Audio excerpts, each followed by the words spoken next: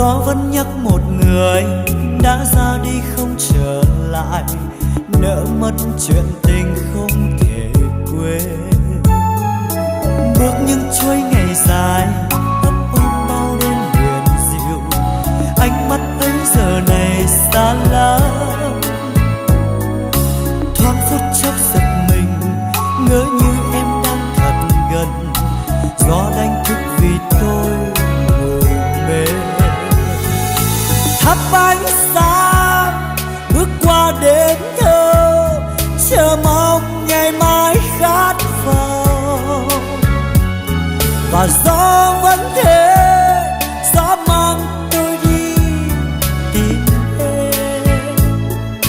Dẫu có lúc nước mắt tuôn rơi như hạt sương bé nhỏ.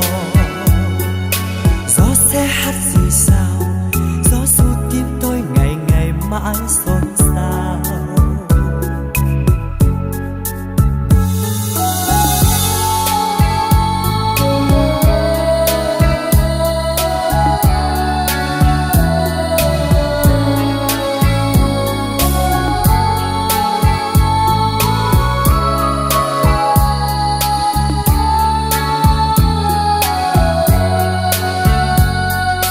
Gió vẫn hát thì thầm đến bên tôi như thật gần, gió muốn nói điều gì tha thiết. Gió vẫn nhắc một người đã ra đi không trở lại, nỡ mất chuyện tình không thể quên. Bước những chuỗi ngày dài ấp ôm bao đêm huyền diệu, ánh mắt ấy giờ này xa lắm. Thoáng phút chốc giật mình, ngỡ như em đang thật gần, gió đánh thức vì tôi ngủ mê.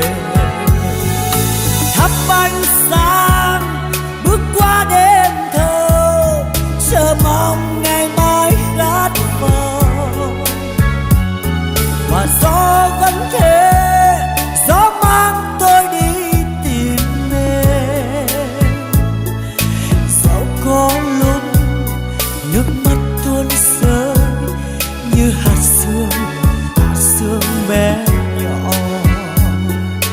Gió sẽ hát gì sao, gió ru tim tôi ngày ngày mãi xôn xao. Gió sẽ hát gì sao, gió ru tim tôi ngày ngày mãi xôn xao.